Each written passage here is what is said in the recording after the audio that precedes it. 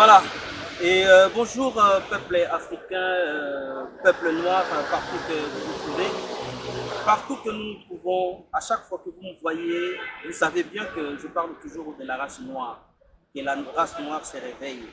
Les loyaux de Yambeli Bino Ndeko Aouti, précisément dans Mboka ya Congo, Kinshasa, la RDC. Mais notre émission n'est pas seulement pour les Congolais.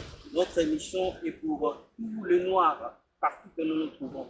Parce que les problèmes qui se passent à la race noire, c'est pour cela que nous venons toujours Yakoye Bisaba Mwindu do Lamuka na Bapungu.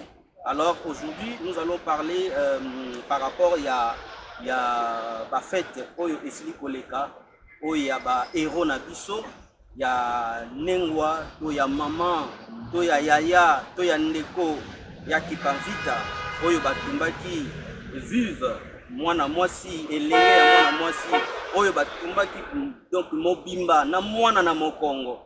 Tango toyoka kama te ya wana, na kati na lisanga ya Buvamo, esalaki biso pasi. Esalaki biso pasi.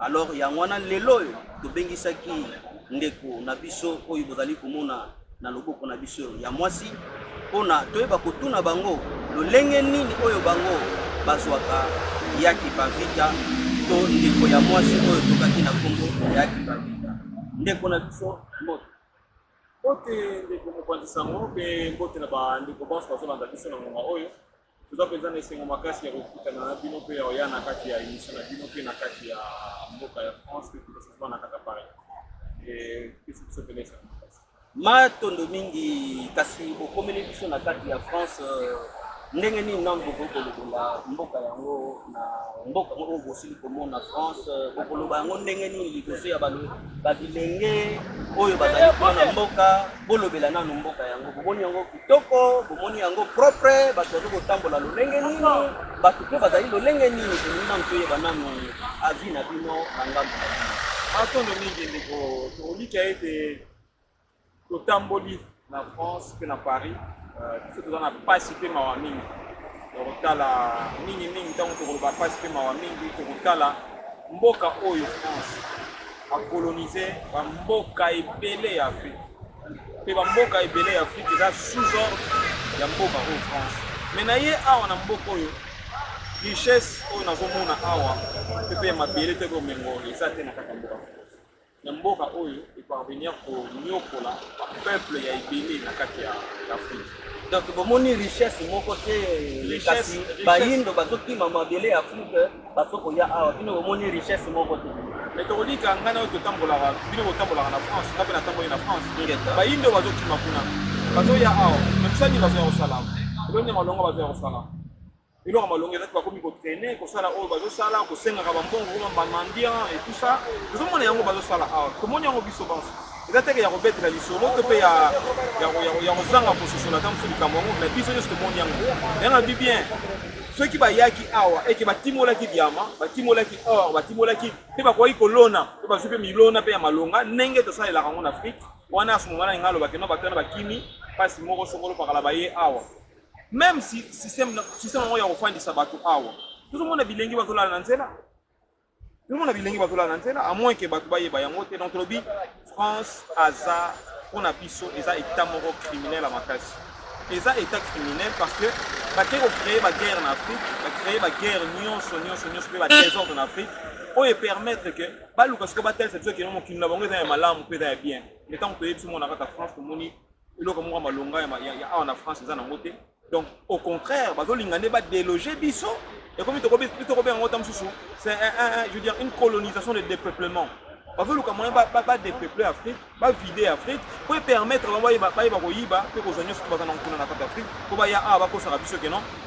Europe et nani Afrique France dans bon. Mais parce que na misu boya kotala boyo to tamboli na banzete peza partout. To tamboli pe na village, to moni pété et sika mo bazo timola diamant. Timola or to timola basa bilanga moko so pe ya ndenge nini ata na nzela bomoni ata nzeta manga te nzeta manga ezate nzeta avocat ezate nzeta safu ezate nzeta ya malala ezate na nzela zotamboli ata nzete moko ya makala konfu kutaka biloko ya zamba ezate mais soko luki avocat kolia yango soto luki avocat to avocat mais nzete nango awa ezali nzete nango ezali mais bisika oyo ba ezali bato bazokokima kuna bazoya awa donc yango ce que to faire comprendre jeunesse africaine na ngongo oyo pe na ntango ete tokosamaki na makelele ya loposo pembe to pe na zoba ya loposo pembe alatisaki biso pe na distraction akumbelaki biso na kati afrique alatisaki biso bongi ya makasi nde na ngongo oyo bino tozoloba mpendaki no jeunesse nyonso tu oyo eza na niveau ya france se préparer bamizwa en charge bacréer bacommunauté na bango africaine ya makasi mpe ya soli basala bokasi bazonga bakende balola mabele na mboka na bango basala bokasi po ete biloko oyo mundele aza nango posa bino nde bozokima yango bozotikela ye azwa yango gratuit azwa yango opele alors que soki ozalaki sur place alingaka futa bino bambongo ya ebele posa nini po azwa biloko wana yango moni kilo to bakeno to fungola miso na esika ya koya na France tokokotonga baboka ya Afrique koleka na France bato bazokimela bakimela to Raphaël matondo mingi nakanisi bosili kolanda ndeko na biso asili koyanola na lolenge totundaki bango nakanisi soki topusani ata pembeni liboso boye tokokende okuta bato bandeko na biso bayindo bazali kosenga mbongo kasi ntango mosusu bino bomoni yango te tomonaki yango liboso kutu batongaka batemple liboso awa nde la polisi eyaki kolongola bango esika wana donc tondimi mpenza te botamboli mpe bososoli malamu na oyo nyonso bosili komona kasi wana ezalaki nango kaka tofungolaki mwa entre parenthèse sikoyo tozokokanga yango mpona tozonga sikoyo na siki ya masolo na biso oyo ya mpona lelo alors papa biso babengisaki biso na lisanga ya Bougamu mpe tokutaki bino kuna bino d'abord bozwaka nano yaki bavita lolenge nini biso yayaki bavita soki utilize baterme ya CPP tupe na baterme na bango ndenge bazalelaka toujours bakeno aza la mère de la révolution africaine. On a dit la mère de la révolution africaine. Oyo yayaki bavita sala pe abandaki kosala pe asala kitanga zaki na bomoi et c'est histoire mo fait marquer ba africain nyonso mais pas si pe mapona biso na ngongo oyo ba tebele ba yebi yango quand oui la mère de la révolution africaine ça veut dire que révolution oyo bandaki na yaki bavita yango wana mouvement ezoko baki lelo révolution na yaki bavita yango ezoko baki lelo yango bi biso tant tozwaka bango pena lokola la mère de la révolution africaine de tobengaka bango Yaya Kimpavita. Puis tobengaka lango Yaya Kimpavita parce que na kati ya etumba oyo tozobunda to pe na kati ya révolution tozosala aza mobandisi kopelisi moto ya révolution tozala nango lelo mais sikoyo ezali bango nde bazali ebandi ya ba révolution ndenge bosili koloba donc batelemisi babandi yango. Mais est-ce que Wuta 1706 ndenge toyokelaki yango ndenge balobelaki yango Wuta wana est-ce que bayindo baso bayebi masolo ya mama wana mais bayindo bayebi yango te mpona nini parce que bayindo na ngoma oyo bayebi malamu ete ezalaka difficile mpo bayindo donc baafricain ti lelo eza mwa mpasi mpo bakoyeba Yaya Kimpavita mpona nini parce que bato baboma Yaya Kimpavita ti lelo ti moya lelo bato wana bakontinuaka kaka kozala na nsima ya bainstitution nyonso ya mboka tu veux dire les catholiques moto abomi Yaya Kimpavita mais catholique ti lelo azali mpe catholique moto azo entretenir histoire wana bato bayeba yango te en collaboration na occident parce que catholique eza église ya baoccidentaux donc mobomi munene ti lelo mpo histoire ya afrika eyebana te moto ayetufe nyonso mpo nyonso esala malamu te eza église catholique. Quand on benga ngo église au milieu du village, non, aza au milieu du village pour non seulement pour nous reconstruire, non, mais il y a aza wana pour nous pandi, pour nous luka que les Africains va continuer kozala, ba misa lelo. L'église catholique bazala pour nous pandi. Est-ce que l'église est copie kozala pour nous pandi? Comme tant que tout tanga église, tomona makambo ya molimo na kati. Molimo ezaka ka pour nous kosangisa bato. Bongo, mais nalobi ntango yoka kina mateya ke non, basango. Bazaki basango oyo batumbaki Yaya Kimpavita bolandaki yango na mateya mpe bolandaki yango ntango tozalaki sur place ke basango bango nde batumbaki Yaya Kimpavita parce que Yaya Kimpavita akumbaki message il y a libération, message, il y a éveil, il y a conscience, il y a peuple africain. Les lots, toujours le belaya qui ne pas vite, Moutou ça doit reconnaître il y a qui ne pas vite. C'est la mère de la révolution africaine. Mundele Koutimo comme Takolo Babon, c'est la mère de la révolution africaine. Mais ce que la mère de la révolution africaine, pas Adalaki, Boma qui est pas occidentaux, et pas Yaba Sango. Ce que Sango à l'époque, on a Bayebarate, non? Il y a qui ne pas vite à Azaki important pour la nation africaine. Ce que les Londres vont reconnaître en gros. Et même église, est-ce que c'est celle de la réparation? Et ce que voilà, nous avons ici.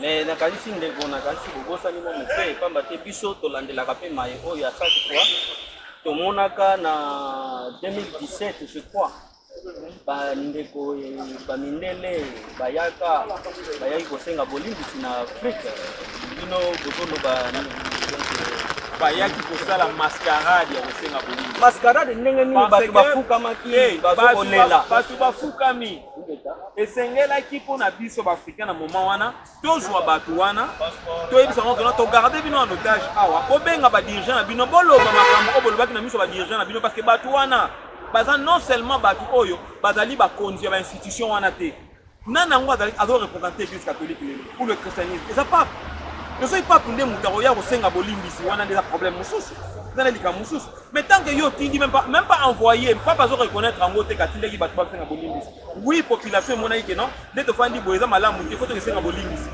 baye mpo basenga bolimbisi bake kosenga bolimbisi yango mpe wapi epuis ntango basengi bolimbisi il faut baloba tosalaki bino mabe na motu kingali bango babi asalaki mabe au nom de la soi-disant chrétienté ça veut dire que tango balobi soi-disant donc eza lisusu mais eza christianisme mais eza soi-disant donc soi-disant bonzambe mais oui eza bonzambe te eprouvant noir sur blanc eza bonzambe te na kotalisa bino kaka eloko moko tokendaki na bino totamboli na bino mpe na niveau ya Paris awa tomoni na niveau ya France awa bonzambe mboka oyo tonisaki bonzambe eza na bosainteté nde tolobi yango awa mais tokei kuna na kati ya centre matondo mingi bolimbisi mingi tokati bino maloba te wana na kati tokolobela yango nsima kasi tolanda nanu mai oyo elekaki na lisanga ya Vuvamu yango wana oyo ezalaki sujet oyo tolingaki mpena tosolo na bino boexplike biso yaki bavita na epai na bino bango baza banani alors tolanda lolenge yango elekaki na lisanga ya Vuvamu pona toyeba mai oyo ezokoleka na kati na bayini matondo mingi tolanda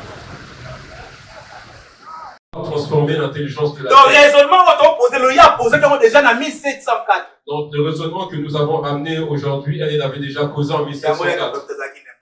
C'est pour cela qu'on peut admettre que c'était réellement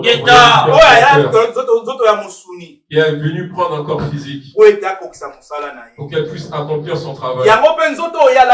C'est pour cela que le corps qu'elle a n'a pas pu être un obstacle. Pas de la même manière que ton corps est un obstacle. Parce que toi, si tu dois faire le travail du Père Créateur, tu vas sortir des raisons que non, aujourd'hui. Donc, si on te demande de venir au Kilongo, tu vas sortir des raisons, je n'ai pas d'argent. Donc, il faut que j'aille voir mes amis. Donc, ton corps devient à présent un obstacle à travers le travail du Père Créateur. Est-ce que vous êtes sûr que Yaki Pavita n'avait pas eu besoin de mettre des leggings? Il n'avait pas besoin de mettre des leggings. Il n'avait pas besoin de mettre des perruques. Il n'avait pas envie non plus que son enfant marche à ses côtés. Il n'avait pas non plus envie que son enfant puisse dire maman ou papa. Donc chaque personne qui a été choisie part toujours au-delà de sa propre vie. C'est pour cela que le corps de Yaki Pavita n'était pas un obstacle par C'est pour cela qu'elle a pris, elle a donné cadeau à Laurent de Luc. Si tu veux.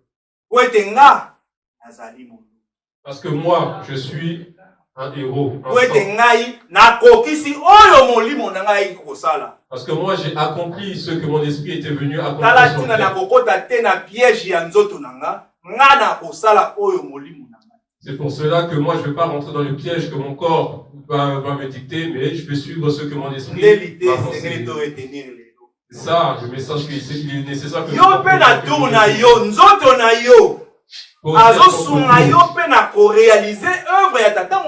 ton corps, est-ce qu'il te soutient dans l'accomplissement de l'œuvre du Père Créateur? Donc nous ne sommes pas venus ici pour juste venir me voir. Nous sommes venus ici pour pouvoir écouter.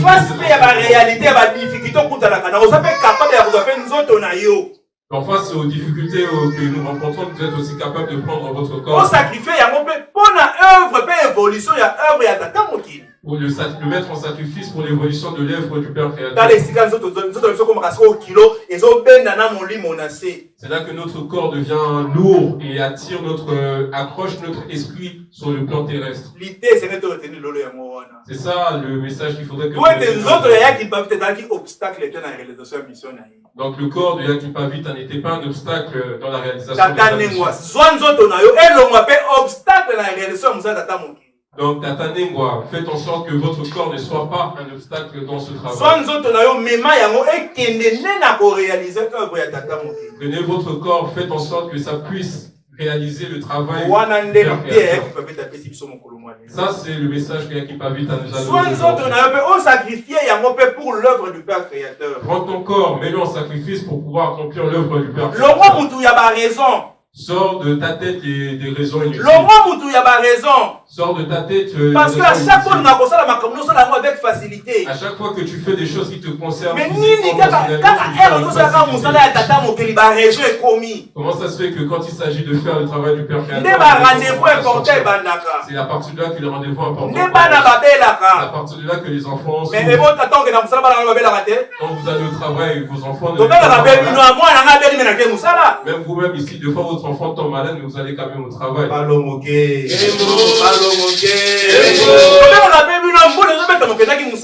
Donc, deux fois il n'y a plus de temps, mais vous allez quand même au travail. Même quand il y a la neige qui tombe, vous prenez votre voiture, vous allez quand même au travail. Parce que ça, c'est votre intérêt. Parce que c'est votre envie. Mais aujourd'hui, il n'y a pas eu tant de si nous sommes aujourd'hui fiers d'être assis aujourd'hui, c'est parce que son corps, à cette époque, n'était pas elle a ramené dans la réalisation du Père Créateur.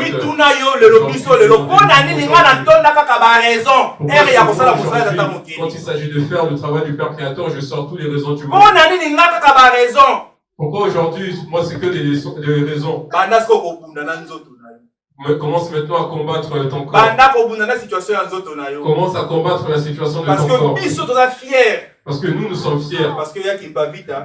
Parce qu'il y a qui pas vite. Elle a pris le combat qu'elle avait commencé. Elle nous a donné directement. Elle nous a transmis son combat. Là où elle est assise. Elle nous regarde de quelle manière nous sommes en train de faire. Je donnais à ses enfants de l'or. Je donné de l'or, de quelle manière ils vont exploiter ceci.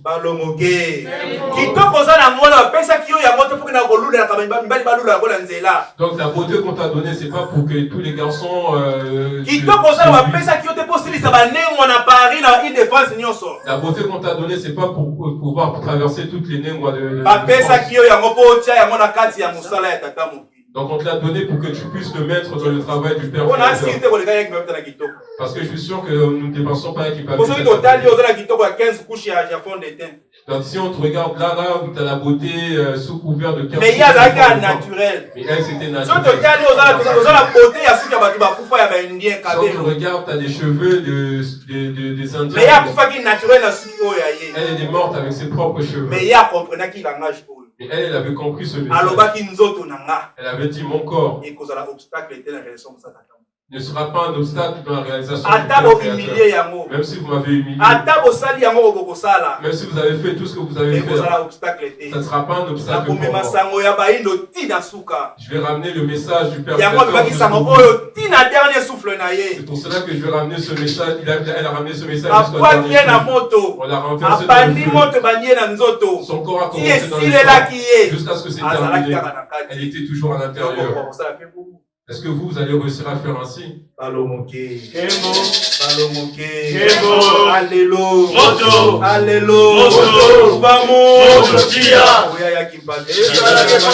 La tane mwa biso ba itoka na osika mbala na biso ya liboso. Tata Nengwa, nous qui sommes venus aujourd'hui pour la première fois. Regardez les enseignements que nous avons préparés pour vous aujourd'hui. Nous sommes juste l'Assemblée Vouvam. C'est une école qui est en train d'enseigner aux Noirs les lois de la création. Donc pour les personnes qui veulent suivre ces enseignements en profondeur, qui s'inscrivent pour pouvoir étudier le Nsiku. Parce que le temps il est tellement petit que nous ne pourrons pas étaler tout ce que nous savons dans ce moment.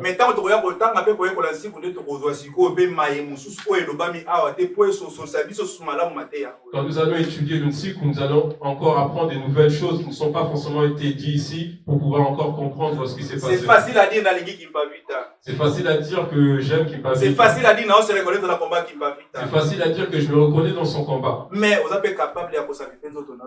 Mais est-ce que vous êtes également capable de sacrifier votre corps? Parce qu'aujourd'hui, ils ne vont pas mettre le feu. Aujourd'hui, ils ne vont pas mettre le feu. Aujourd'hui, ils vont mettre l'hiver. Ils ont mis le fou. Ils ont mis la canicule. Ils ont mis le travail. Ils ont mis ça, c'est les représentations de nos feux. Ils ont mis la misère. Donc ça c'est maintenant notre situation. Parce qu'il y a Kimpavita, c'était le feu qui s'allume. Maintenant c'est son corps qui devait rentrer à l'intérieur. Qu'elle sacrifie son corps pour qu'elle rentre dans le... Est-ce que toi aussi tu peux laisser ta misère pour venir faire le travail du Père Créateur? Est-ce que tu peux aussi de rester affamé pour rester faire le travail du Père Créateur? Est-ce que tu peux aussi laisser ton enfant? Toi aussi, même si tu es malade, on se lève, on y va, on va faire le travail du Père Créateur. Comme de la même manière que tu fais 10 heures au travail. De la même manière que tu fais 10 heures dans les échafaudages. Parce que là, il n'y a pas de commentaire, nous le faisons avec facilité. Il y a Kimpavita nous a juste rappelé une chose. Soyons prêts à faire des sacrifices de notre corps. Mon corps ne doit pas être un obstacle pour nous faire le travail. Nous terminons.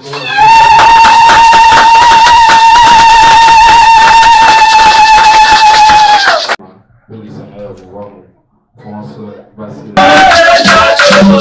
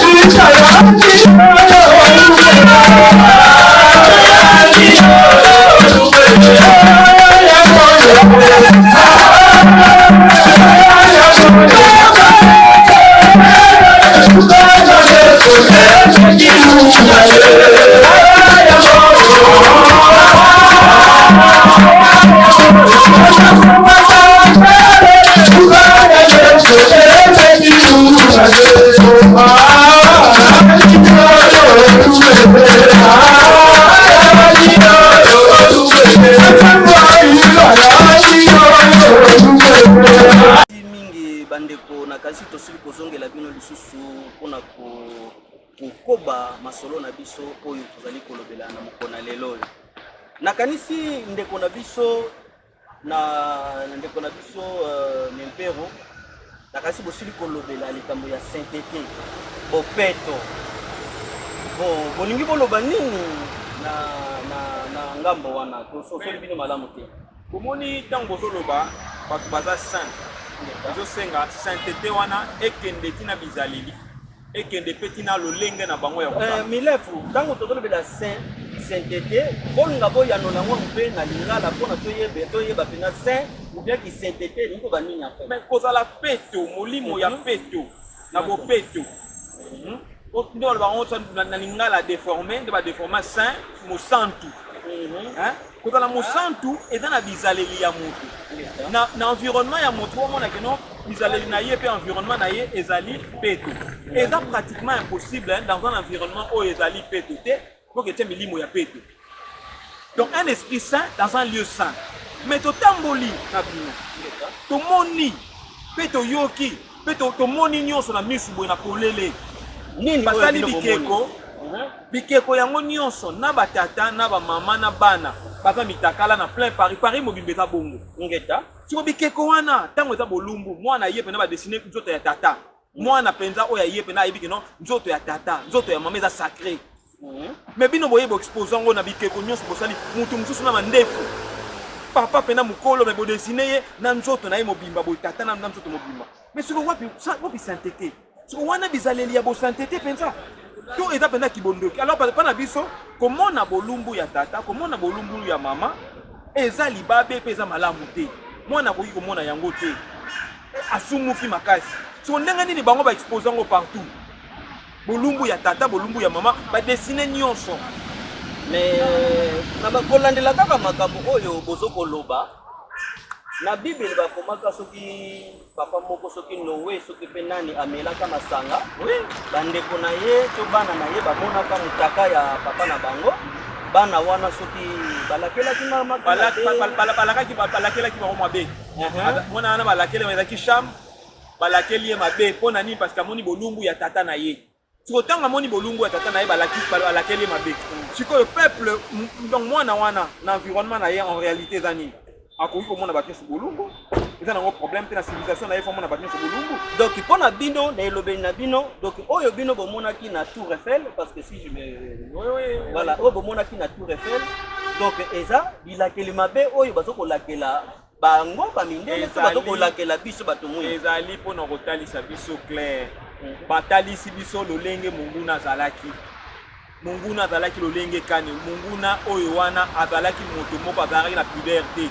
monguna azalaki bolumbu monguna azalaki mutu moko ayebaki tina ya molato te ayebaki tina ya kobomba nzoto te monguna wana biso na culture na soto yebi keza malamu te mais biso toyebi ke biso nde tozalaki mutaka te bolimbisi biso nde tozalaki bolimbisaka bango bazalaki na bilamba soki boye na kati ya Afrika bokomona ata ekeko moko te oyo ekeko eza bolumbu bokomona ekeko moko te ekeko moko eza bolumbu non mais kasi parce que tozolani na masolo totali ke biso nde balobaka ke no biso tozalaki mitakala tobandaki kobika na banzete kasi yango tolobi wana babeti masolo masolo bino bango babeteli bino tolobikela na nzete siko ntango biso toye sikoyo ntango tofungoli miso mingi bato bakendaka bayaka Paris boyebi ke bato bele bamona yango te bato bele bakopana yango te bato batira attention na yango te même bapaster bakenda na Tour Eiffel basala pe tour babeta pe bakanga pe bafoto batikala kofanda te balobaka kena keno oh mais société oyo babiso soki kotikala bolumbu bona miso kotika eza mbeba no ndenge nini bango basali bikeko ya kala eza bikeko ya kala ya lelo te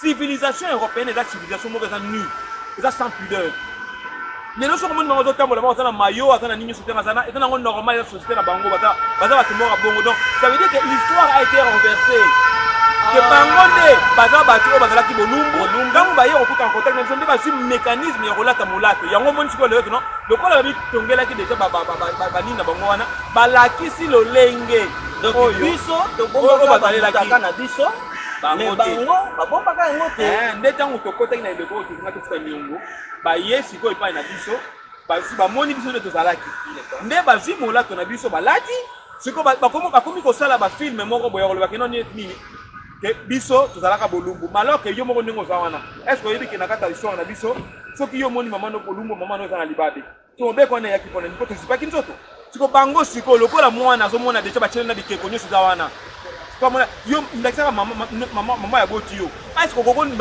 omona yete omona ta photo na yete pe dessin na ye mais olumbu saka zo ko moni mama na yo matondo mingi na kanisi tozo kolanda maye oyo ndeko na biso azali kobimisa pamba te nyonso wana tozolobela masolo na biso euti na yaki pavita nde tozali kolakisa sikoyo ndenge nini mokili na biso ekoti na kati na libebi donc kozanga koyeba baye oyo babunda pona mokili na biso bayindo yango nde mutu baye kokoti na biso nde buzoba baye ko changer biso mitu na biso ezokosala lisusu malamu te ndeko makambo oyo bino bozokoloba donc bolingi boloba ke biso bayindo ntango tozokomona mitaka ye wana eza nango mitaka ya bamindele me bana na biso mpe ntango bango bazali komona yango eske bango mpe bazali kozwa bilakeli mabe me bazali kozwa ezaleli mabe bango moko mpe bamindele bango moko bazali kozwa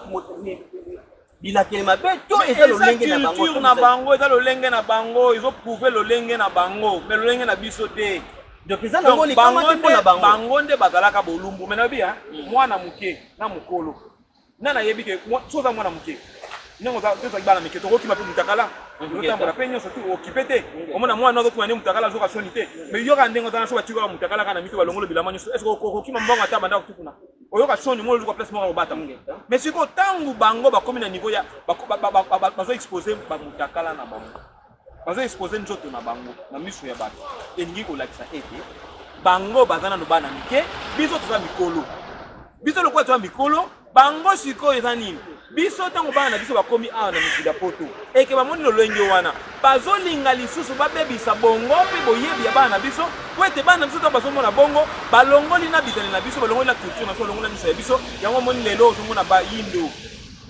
bayindo na kati ya pasi bakumbeli biso nano christianisme na bango kuna na afrika yango nazobetela sete pena eza katolike mokolo nini katolike asa telemeli ezaleli wana catholique mukolo bonzambe na bango za catholique eyebi pa na biso mukolo nini bonzambe wana ese telemile likambo wana Notre Dame soki l'air dame ebu ezika ki aw l'air dame tango eziki bomona kini na kati bikeko za na kati est-ce que bikeko pene ko roza na ndaka nzambe pene ko za la pena bikeko bongo ndeko biso na kotala bi makambo nyonso na bino bozoko lobela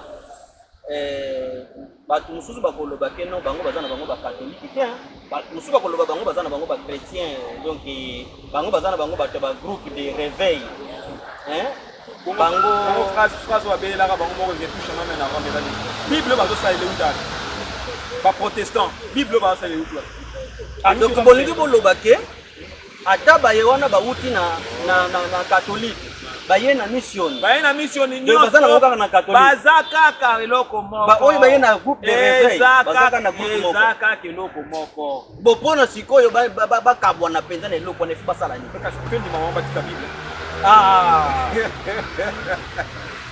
matondo mingi en tout cas pour la bango nyonso catholique na catholique donc bango nyonso ba catholique tout chemin mène à Rome parce que bozo ngana histoire catholique ezali parce que yende mokaboli ya mukanda mais yende muta compilé musalana kaka nde lolenge ya transmission nde changer na bien Alexandre le Grand c'est la compilation ya bible nyonso bible wana tozolo ba bible compilation nango nyonso batu oyo bakeno sala protestant ba protestant otangi on akata féodalité baza batu o bazalaki bazalaki ba botaki lokola salaki moi révolution moko boy par rapport ya ba fief nde bazalaki non ba roi bazana pas rebelle ba paysan bazana mbongo rebelle te donc bango sali révolution nde babino lokola bongo sala révolution bokendo sala lango kuna na Amérique nde batindi bango baketa ba travaux forcés kuna na Amérique nde papa on a des protestants veut dire protester contre quelque chose.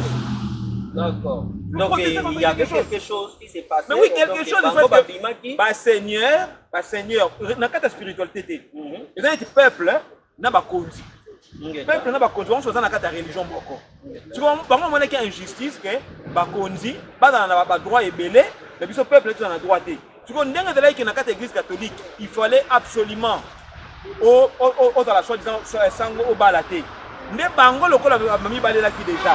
Donc batindi bango na Amérique, ne balobi que non voilà étant donné qu'on est des protestants mais on a quand même notre religion qui est le christianisme, la carte catholique. Donc va créer sikoyo le lenge na bango que non un pasteur, tu peux être un pasteur mais au bal na yo normal parce que bazali dans la base pas créer un peu de condition na bango pas créer un peu de condition na bango batondo mingi nakanisi biso baso tuze kolanda biyano oyo ndeko na biso azali koloba mais kasi na koloba na bango biso ezali kosala biso pasi makasi tozoyeba te mai oyo tango libota bayindo bazokoyoka bino makambo zolo bino bokanisi ke bazokosepela na bino libota ya bayindo baye oyo batumbaki ya kimpavita baye bandimaki kosunga mundele ya komemela mundele kunu donc bino boza na kanda mpona ete batumbaka ya kimpavita boza na kanda na yango bokomi na lukunia ya bamindele ou bien kaka mpona kanda wana bino toza na likunia na bango te lelo tobeta yango tozalaka na lokasi ya kolobaki no ya kimpavita ata molongi ya ekongo parce que grâce à Yaya Kimpavita, nous avons la mère de la révolution africaine a créé les bisons là. Nzela sur Hollanda, mais Yaya Kimpavita a banni, donc a créé Nzela, Bellissimo a créé Nzela pour permettre bisous l'autre bakeno oui, Oyebi Yaya Kimpavita, bisous va yinde tuzala boye. Nyon surtout wana Yaya Kimpavita même a créé les bisons Nzela. Si ko lelo toza na candidaté. Oyo toza nango biso nango ngoyo. Eza ya koloba ke tokokende te na niveau ya koloba ke toza motema likunia abana le mais biso tozoloba ke na nzela ya Yaya Kimpavita na bokasi ya salaki mpe loposo mpe bakendaki na kopomela biso Yaya Kimpavita na nzela ya bakatolike oyo eza bonzambe na bango tolobi malamu bakita bamata na nguya ya Yaya Kimpavita wana lokola bango bapesaki moto mpona kodétruire Afrique lisusu na nzela likolo ya Yaya Kimpavita bayebaki moto wana Yaya Kimpavita ekoyande sur aussi c'est ce que mokili na bango ntango ekoya aussi c'est mokili na bango biso tozosenga kaka nini na jeunesse africaine tozokende mpona kosala éveil ya conscience ya jeunesse africaine ntango tini so kotunaki est ce que bato bakosepela biso bakozala soki asosolika aza vrai moyindo aza vrai africain akosepela na makambo tozoloba tozolite mpona survie na biso loposo pembe loposo moyindo loposo mosaka mpe loposo motane barace nyonso tu wana eza espèce humaine mutu na mutu azolite mpona survie ya race na ye siko biso siko toza bato oyo deja mokili ya molimo to tata akeli kona sala nzela mfumuki mbango alamusi biso liso makanisi oyo bakeno biso nde mutu toye tobundela siko peuple wana mais siko peuple wana toyebi malamu azalaka toujours induit na erreur mais ya tour oyo bakosokosa mokundu te mpona nini parce que na kala tokoki koya te niveau ya poto te découvrir que non mokunda aza na bowumbu aza nango boye tozali na impossibilité ya kotambola parce par là tokangamaki esika moko parce que na minute tozomona nyonso na kati ya mokili mpe toyebi nyonso na kati ya mokili ndenge ezofonctionne so lelo bakoya kokosa biso susu ndenge nini yango tozoloba bien jeunesse éthique mpenza kozala instrumentalisé epai ya basango église catholique nazolobango bien église catholique mais bozoko attaquer mingi basango donc ba pasteur bango za na problème na lobi ya to attaquer pasteur ça na ngoli sango ça veut dire que ba attaquer likambo na source na mutu donc source ezali nde basango mais basango ti so basango ba mandimi que oui c'est vrai que bonzambe so tayaki na ngeza bonzambe ya lukuta bosko nyonso ne tikeleza bana batondo mingi ezali pasi makasi mpona koyoka mai po tozali koyoka epai ya ndeko na biso mpero makambo azali kobimisa mpona biso bayindo mpona biso bayindo ezali kaka kosenga toluka mpe toyeba oyo ezali mai oyo etali biso oyo tokoki koloba neti na lolenge ya français toluka toyeba bahistoire na biso mpona toyeba nini oyo ezali kosala ete mokeli na nyonso apesi biso bozwi apesi biso bomengo apesi biso bafui apesi biso badiama apesi biso oyo nyonso toza nango me kasi tozali kokende liboso te tozali kaka kolela tozali kokima bisika oyo biona nyonso ezali me tozali koya na bamboka oyo me kasi soki tokomi mpe na esika wana nde soki totali surtout oyo ezali koleka lokola na mboka na biso ya Congo tozotala bakonzi tozoyoka makambo ya bambongo est-ce que ça problème oyo ezokoleka na Afrique est-ce que ça problème ya biso moko te bato mwini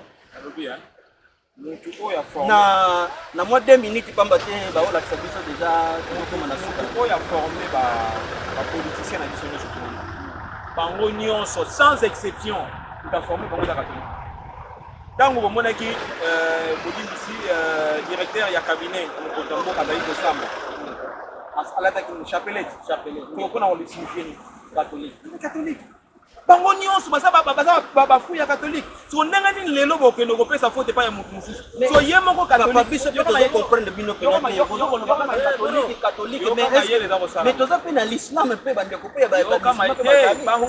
bango to eza likambo ya muke pona kopokola po salama déjà c'est popolama déjà eza nango likambo muke na tolo ba bien ba catholique ti lelo bangonde bazokotisa mabe na kati ya mboka na biso bangonde bazosani ba former peuple ba former ba continuer surtout bazana bazi ba continuer na ba cheba mona ba cheba na bokonzi ba continuer ba kozwa mbongo sima nango catholique akosala nini bango catholique bakosala nini ba créer des ordres entre peuple na ba konzi pour permettre ba konzi ba longola ba mbongo bazana ngo na kati ya mboka basala nini bakende kotindika ngo bakende bomo wapi ukila poto musala sala ya mwana yango moni ya a travailler toujours pour l'intérêt occidentaux ndenge to moni ba élection salama ki na mboka ya RDC président Chilombo bimi président Chilombo azaki mutu na bango ya banda kala ba travailler na papa na ye ba travailler ba lingi tout à 50 pour na makambo etali ya mamage mais botala police to sur sa place wana botala sikosi manango ndilongo salama tango ba yoki keno mokonza mboka bimi Chilombo banyo bakaza ngino catholique ko se prépare ko beta maboko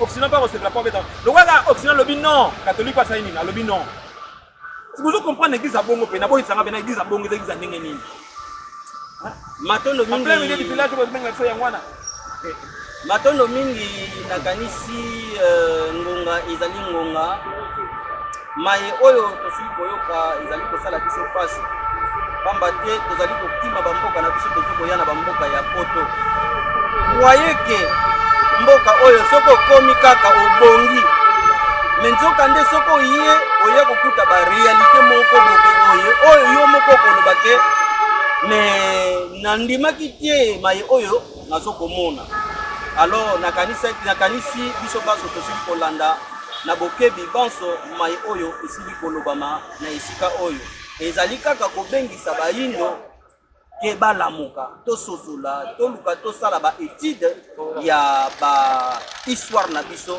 bato mwini alors mais bon bandeko nayebi te soki tokokoloba ndenge ni pamba te moyindo mpe akoti na kobanga mingi ndeko nayebi te moyindo aza na kobanga yesu soki atiki bapamboli ekimi nayebi te bino mozali komema bayindo bakende kokota na bakindoki bakende kokota na makambo ya mabe mpona mapamboli na bango ekima to ndenge nini papa makambo nyonso na bozoloba eza kindoki te bongo nalobi soki nzete tobenda bango mapamboli ekima yebanga lipamboli nini baafrika bazana na mimi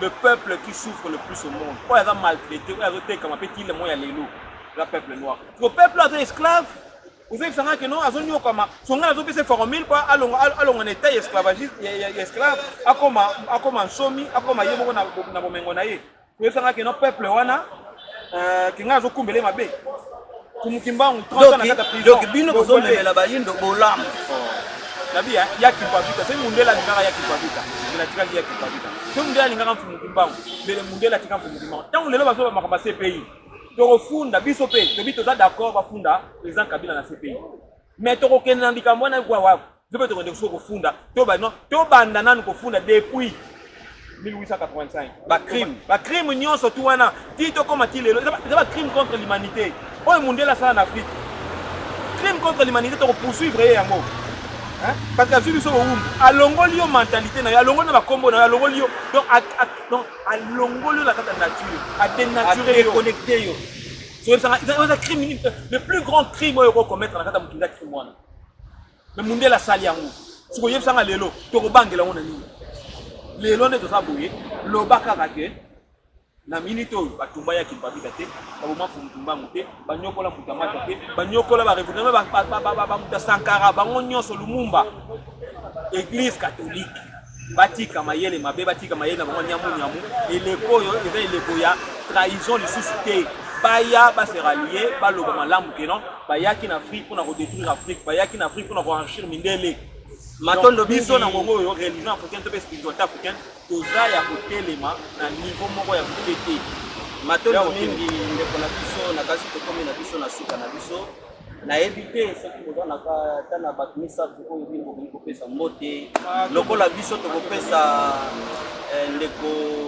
ndombele botale oyo biso to sepela ba mingi kolanda na émission awa na poto de sepela ba mingi kolanda bango to ko senga bango to tombela bango ba mbote ibele balongo ba bakisela bango ya ibele na éviter na ngambo na bino matondo mingi biso to lika yambo nano to ko pesa yambo ba yenge ibele pe dongonya pe nyonso to tango kili bakanisela bango mukona mukolo epa ya bango mei ne songenzi la famille sikam kala pa na Angola oyo tango nyonso mukona mukolo bazokunda ipona nini tena bambunza ya mbangu kusika na bisika topesi bango mpenza bayenge pe bokasi pe bakalonga bako bakolata bango mpona kati tumba pe baburi banso pe na esika yanga ya mosala epai ya monsusamu mpona nini te bokamela biso kwa mambo cordon kivuya ndenge otangi lulima biso ekata ndombele tatangala epe bandeko banso tata kwaku tata luzayadi yo pe bandengo ya nkota pe tata nsimba bayenge na bandeko banso pe bayenge mingi na libota ya biso moko tata pero mpona nini te na ndengwa ndenge mbwanga topesi bango bayenge na bisika banso bazali pe bambasi banso pe libota mobili banzi biso pe totoni me botondi na ndenge oyambi biso na niveau ya Paris mpona nini te tokopesa pe matondo na bandeko banso oyo barévolutionnaire na kati ya oyo bayambi biso na France awa na kati ya délégation ya bukongo ya France bayambi biso mpena malamu mpona nini te tokozusa bango matondo mingi te epai ya bakadi waila mpona nini te bokabi mpe mba pe bandeko banso oyo bazali nzinga bazokunda pe etumba